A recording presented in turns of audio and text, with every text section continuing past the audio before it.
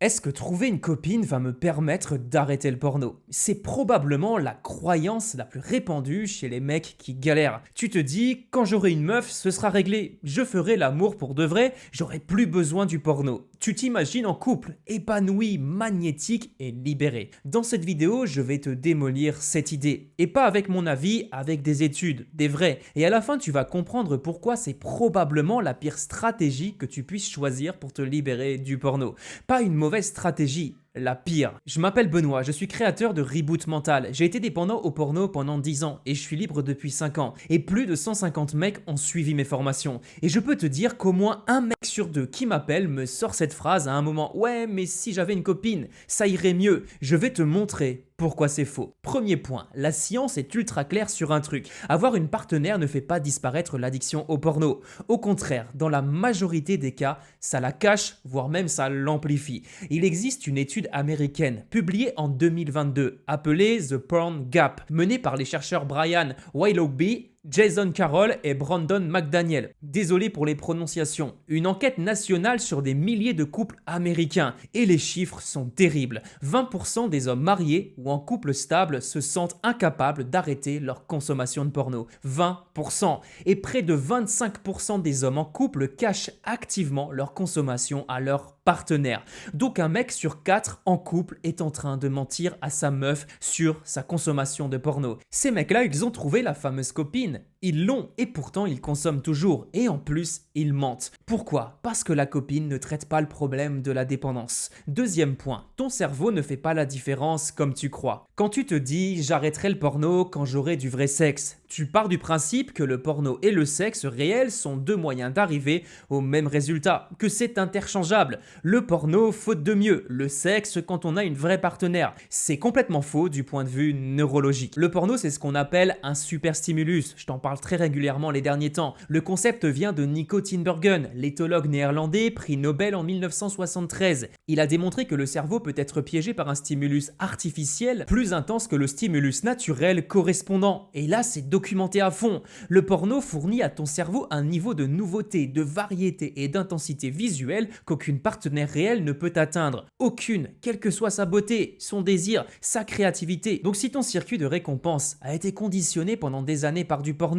ta copine ne peut pas neurologiquement le concurrencer. Elle est en compétition avec une infinité de scènes optimisées pour ton cerveau. Et c'est elle qui va perdre logiquement. Et ce n'est pas une théorie, il y a des chiffres très sérieux là-dessus. Une étude publiée dans Behavioral Sciences en 2016 qui s'appelle Is Internet Pornography Causing Sexual Dysfunctions a documenté l'explosion des dysfonctions sexuelles chez les jeunes hommes. Avant l'arrivée du porno en streaming gratuit dans les années 2000, la dysfonction érectile chez les hommes de moins de 40 ans était estimée entre 2 et 5%. Aujourd'hui, selon une étude de 2017, et c'est 2017, ça fait presque 10 ans publiée dans le Journal of Sexual Medicine, on est entre 23 et 33% pour des hommes de moins de 35 ans qui rapportent des troubles érectiles avec une partenaire réelle. 30%. C'est une épidémie silencieuse. Et le pire, c'est que ces troubles ne sont pas physiques. La même étude montre que ces mecs n'ont aucun problème pour bander devant un écran quand ils sont tout seuls devant. Le problème, c'est exclusivement avec une vraie partenaire. Pourquoi?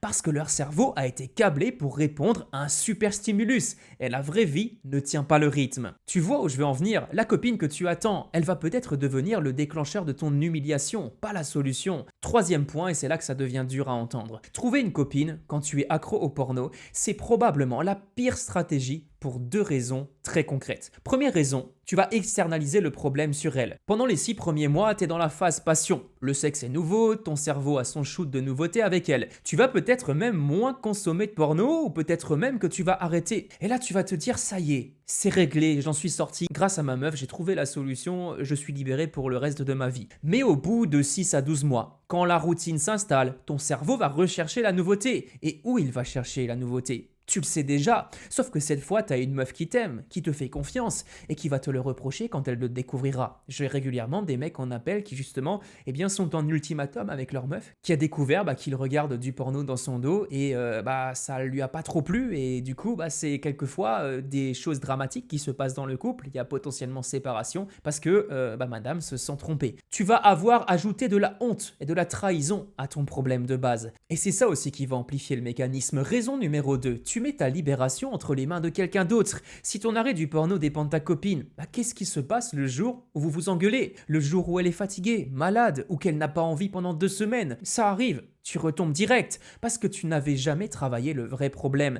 T'as juste posé un pansement humain sur une fracture neurologique. Et c'est pour ça que je vois passer en appel découverte beaucoup de mecs en couple, parfois mariés, parfois avec des enfants, qui sont toujours esclaves de leur addiction 15 ans après avoir trouvé la bonne. Parce que la bonne ne soigne pas l'addiction. Donc la vraie question, c'est pas comment je trouve une copine pour arrêter le porno. La vraie question, c'est comment j'arrête le porno maintenant pour pouvoir un jour avoir une relation saine où je suis pleinement présent. Tu inverses la séquence, tu travailles ton circuit de récompense d'abord, tu te libères du super stimulus d'abord et après tu rencontres quelqu'un. Pas l'inverse. J'ai créé un défi de 7 jours pour poser les fondations. Une ou plusieurs vidéos par jour, 7 exercices, 7 jours pour comprendre pourquoi tu rechutes, identifier tes déclencheurs et avoir les outils de base. Le lien est dans la description de cette vidéo. Et si tu veux aller plus loin avec un accompagnement individuel et totalement personnalisé avec moi-même, j'ai aussi créé le protocole Renaissance. Le premier pas pour rejoindre le protocole Renaissance, c'est un appel découverte totalement offert. Le lien est aussi dans la description. Par contre, c'est vraiment sur sélection, donc je ne prends pas tout le monde, je refuse régulièrement. Encore il y a 2 jours, j'ai refusé une personne. Si c'est adapté à toi, je te le dirai, mais si c'est pas adapté, je te le dirai aussi avec 100% de transparence. Et si tu as un pote qui est en train d'attendre la solution magique d'une rencontre, envoie-lui cette vidéo en privé, pas pour le démolir, pas pour le décourager, mais pour lui faire gagner 5 ans de vie en couple raté. Une copine, ce n'est pas un anxiolytique, ce n'est pas une rééducation neurologique, c'est une personne et il mérite que tu sois libre avant de la rencontrer.